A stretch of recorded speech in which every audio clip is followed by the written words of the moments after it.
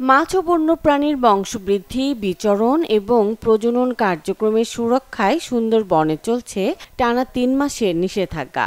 আর এই সুযোগকে কাজে লাগিয়ে সুন্দরবনের গহীনে ফাঁদ পেতে হরিণ শিকার করে আসছে একটি চক্র।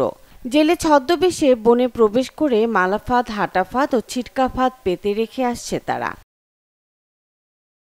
সুন্দরবন সংলগ্ন বাগেরহাট, খুলনার কয়রা ও বরগুনার পাথরঘাটার চিহ্নিত চোরা শিকারীরা বেশি জড়াচ্ছেন এই অপরাধে। বনের ভিতর প্রবেশ করে হরিণ শিকার করে তা পাচার করছে দেশের বিভিন্ন এলাকায়। মূল অপরাধীদের আটক করলে হরিণ শিকার কমবে বলে মনে করেন স্থানীয়রা। নিরুপায় বাঁচার তাগিদে জঙ্গলে যায়, মাছ মারতে যায়, কেউ হরিণ শিকার করে, বাঁচবে কি খেয়ে, কেউ ধরা পড়ে জেল খাটতেছে। আমরা ওই মৌয়ালিতে গেলে তারপরও দেখা যায় যে ওরা খেসা বানাইয়াও মনে করেন হরিণ সংগ্রহ করে, মানে খেসা আটকাই রাখে, তারপরে ট্রলারে ওরা নিয়ে যায়। সুন্দরবনটা আমাদের জাতীয় সম্পদ, হরিণও আমাদের একটা জাতীয় সম্পদ। আমরা চাই এই সম্পদটা টিকে থাকুক। শুয়োর শিকার এইটা বন্ধ হোক, এটা আমরা সহযোগিতা করব, আমরাও আছি আর আপনাকে সহযোগিতা চাই। এছাড়া সুন্দরবনে হরিণ রক্ষায় অভিযানের পাশাপাশি আইন সংশোধন ও নজরদারি বৃদ্ধির কথা বলছেন বিশেষজ্ঞরা।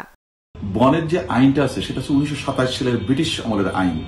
এই আইনকে যুগোপযোগী করতে হবে এবং যারা ওই অন্যায়ের সাথে যুক্ত আছে তাদেরকে কঠোর শাস্তির আওতায় আনতে হবে। হরিণ শিকার রোধে শিকারীদের তালিকা তৈরি করে গোয়েন্দা নজরদারি বাড়ানো হয়েছে বলে জানান সংশ্লিষ্ট এই কর্মকর্তা।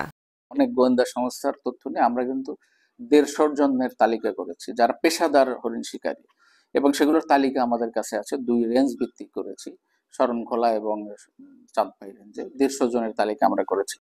গেল 2 মাসে সুন্দরবনের চাঁদপাই ও শরণখোলা রেঞ্জের বিভিন্ন এলাকায় 86টি অভিযানে 34 জনকে আটক, লুকিয়ে রাখা 3,500 ফাঁদ ও 84 কেজি হরিণের মাংস উদ্ধার সহ 54টি মামলা করেছে বন বিভাগ। Desk report, channel 24।